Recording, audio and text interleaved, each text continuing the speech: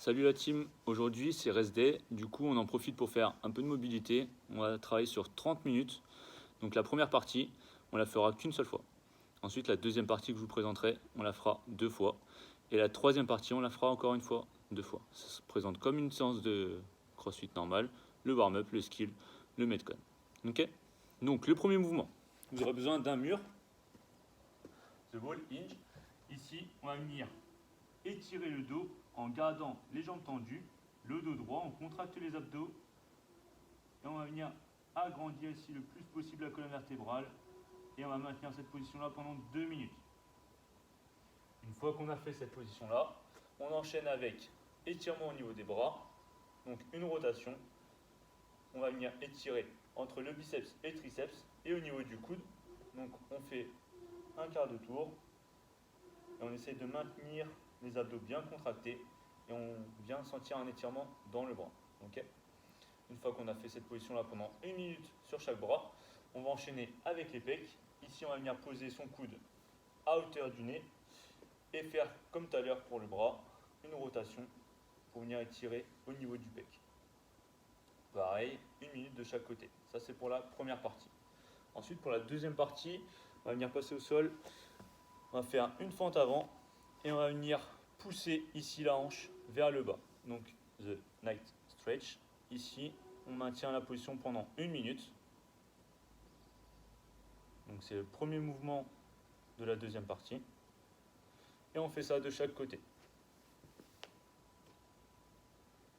Une fois qu'on a fait 1 minute de chaque côté, on va enchaîner avec une rotation du buste. Donc, on va poser la main au sol et venir chercher la jambe derrière. Si vous n'avez pas la mobilité pour venir chercher votre jambe derrière, vous pouvez utiliser une ceinture, un chiffon ou une sangle pour venir chercher le pied et vous aider à maintenir. Donc ici pareil, on continue de maintenir les abdos engagés, de pousser la hanche vers le bas pour venir étirer et le haut de la cuisse et le psoas. On maintient cette position là pendant 1 minute et on change de côté.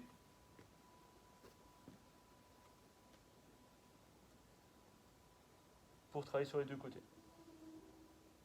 Une fois qu'on a fait cette position là, on va repartir pour 2 minutes, cette fois-ci, 2 mouvements dynamiques, où on va venir poser les mains au sol, et on va venir faire une rotation interne. Donc là on maintient 3 secondes, et pendant 2 minutes, vous allez changer de jambe au fur et à mesure. 3 secondes de rotation.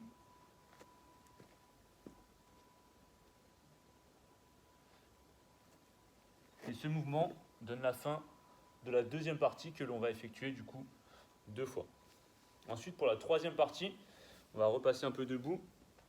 On va faire du squat to stand, on va travailler sur la chaîne postérieure. Donc là on va venir passer les mains derrière les semelles et on va venir maintenir le dos le plus droit possible. Une fois qu'on a maintenu pendant 3 secondes, on va venir pousser en rentrant la tête dans les épaules et en poussant fort les fesses vers le haut. On maintient 3 secondes et on redescend. D'accord? Donc ça, cette position-là, on la maintient pendant 1 minute en dynamique.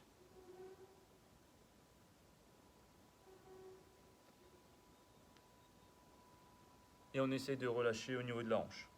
Une fois qu'on a fait cette position-là, on va passer sur le chien tête en bas. On va commencer en quadrupédie. On va venir pousser les fesses le plus haut possible. Ici, on va venir chercher un étirement du grand dorsal. Donc si vous n'avez pas la mobilité pour maintenir les talons au sol, vous pouvez plier les jambes et rentrer la tête dans les épaules pour venir pousser fort et essayer de grandir votre colonne vertébrale comme pour le premier mouvement du warm-up.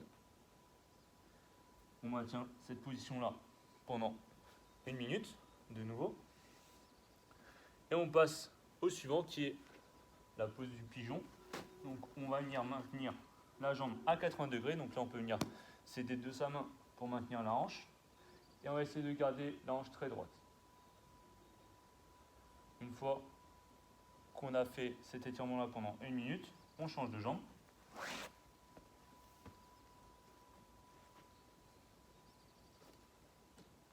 Ici on va venir faire un étirement au niveau du fessier, c'est pour ça que c'est important de garder sa hanche droite. Une fois qu'on a fait cette position-là pendant 1 minute, on vient finir la troisième partie par le dernier mouvement. On va venir toujours cibler la chaîne postérieure. Donc ici, vous devez sentir un étirement au niveau du genou, donc derrière le genou. Et on va venir soit récupérer son genou, sa cheville ou l'arrière de sa semelle. Ici, on rentre la tête dans les épaules, on relâche et on n'oublie pas de souffler. On maintient cette position-là pendant 1 minute et on change de côté. Ce mouvement-là donne la fin de la troisième partie que l'on effectuera encore 2 fois. J'espère que cette séance de mobilité vous fera du bien pour vous remettre d'aplomb pour vendredi et samedi les 2 home workouts. Et prenez soin de vous.